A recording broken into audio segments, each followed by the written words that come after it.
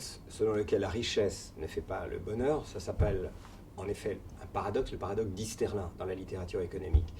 Et pour l'expliquer, en réalité, il y a deux solutions possibles qui sont en fait complémentaires. La première, c'est que la richesse est toujours relative. On est riche relativement aux autres. Et comme les autres s'enrichissent aussi, en réalité, votre position relative en moyenne ne change pas dans la société.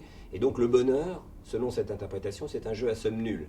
Sont plus heureux que les autres ceux qui sont plus riches que les autres, sont moins heureux que les autres ceux qui sont moins riches que les autres.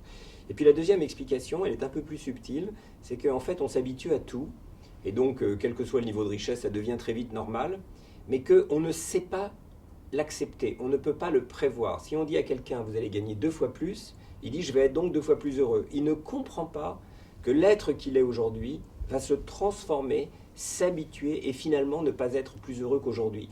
Il y a une évolution de la nature humaine que l'homme lui-même n'est pas capable de comprendre. Voilà le cœur du paradoxe.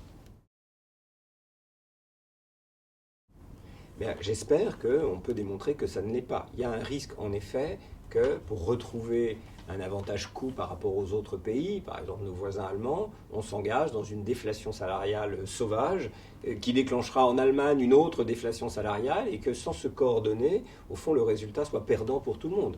Donc il faut évidemment trouver une solution par le haut. Cette solution par le haut, elle passe évidemment par l'Europe, des institutions qui déjà désarment la course-poursuite dans laquelle on est engagé. C'est les avancées de l'Union bancaire, de la Banque centrale européenne qui peut désormais intervenir pour venir au secours d'un État en difficulté. Bref, ce sont toutes ces institutions-là qui éviteront, le cas échéant, que, en effet, la réponse à la crise, ce soit, comme dans les années 30, le chacun pour soi. Alors, le paradoxe absolu de la société numérique, c'est qu'a priori, c'est un moyen de communiquer. Donc c'est un moyen de se coordonner. Et au fond, l'utopie de départ de tous ceux qui ont participé à la révolution numérique, c'était de penser qu'ils allaient donner à la société un instrument qui allait permettre une intelligence collective d'émerger. Bon, c'est vrai en partie, indiscutablement. On regarde les Wikipédia et autres, on voit une intelligence collective émerger, et c'est évidemment très positif. Mais il y a une phase d'ombre aussi à cette société numérique.